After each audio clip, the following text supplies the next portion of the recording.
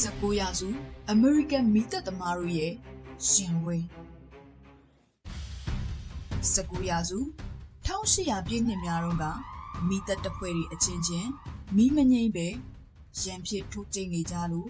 အကုန်လုံးပြကျသွားခဲ့ရတဲ့ဖြစ်စဉ်တွေဟာအမေရိကန်ပြည်ထောင်စုရဲ့မြို့ကြီးတချို့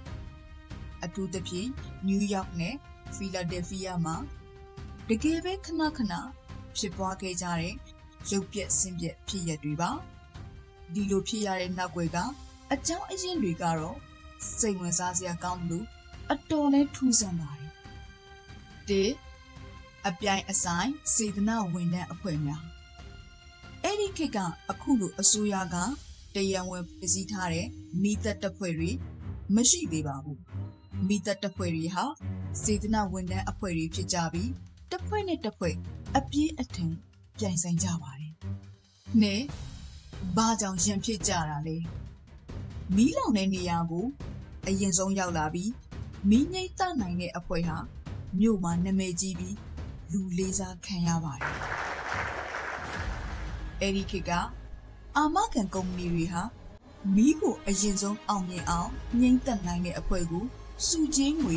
ထုတ်ပေးလေးရှိပါတယ်။မီးသက်ပိုက်တက်စရမယ်ရှီတိုင်းကြီးကိုအရင်ဦးတဲ့အဖွဲ့ကပိုင်ပါတယ်။နောက်မှရောက်လာတဲ့အဖွဲ့ကအဲ့ဒီရေတိုင်ကြီးကိုတုံးချင်ရင်ဒါမှမဟုတ်သူတို့အရင်နှိမ့်ချင်ရင်ရံပွဲကစတင်ပါတော့တယ်။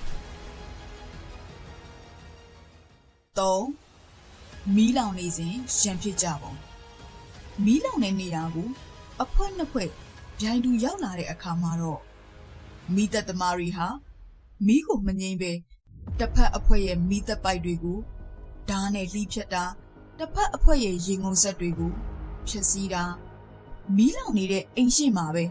အချင်းချင်းလက်သီးနဲ့ထိုးဒုံးနဲ့ရိုက်ပြီးလူစုခွဲတာမျိုးတွေလုပ်ကြပါတယ်လေအိမ်ရှင်ရဲ့ကံကြမ္မာသူတို့အချင်းချင်း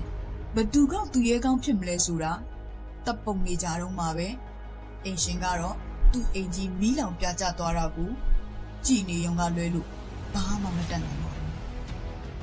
တခါတလေဆိုရင်မိသက်အဖွဲ့တွေဟာအိမ်ထဲကတမိုးရှိတဲ့ပစ္စည်းတွေကိုပါခိုးယူသွားတတ်ကြပါသေးတယ်ငါပြုပြင်ပြောင်းလဲမှုဒီလိုရုပ်ပြဆင်းပြဖြစ်ရတွေများလာတာကြောင့်1860ပြည့်နှစ်နောက်ပိုင်းမှာတော့မြို့ကြီးတွေမှာစေတနာဝန်ထမ်းစနစ်ကိုဖျက်သိမ်းပြီးအစိုးရကလာစားပေးခံထားတဲ့ကျွမ်းကျင်မီးသက်တပ်ဖွဲ့တွေကိုစနစ်တကျစတင်ဖွဲ့စည်းခဲ့ကြပါတယ်။ဒီအကြောင်းအရာကိုကြည့်ရင်အဲ့ဒီခေတ်ကမီးသက်သမားတွေကမီးငိမ့်ဖို့ထက်သူရဲကောင်းဖြစ်ဖို့နဲ့ပတ်စံရဖို့ကိုပိုဦးစားပေးခဲ့တာတွေ့နေပါတယ်။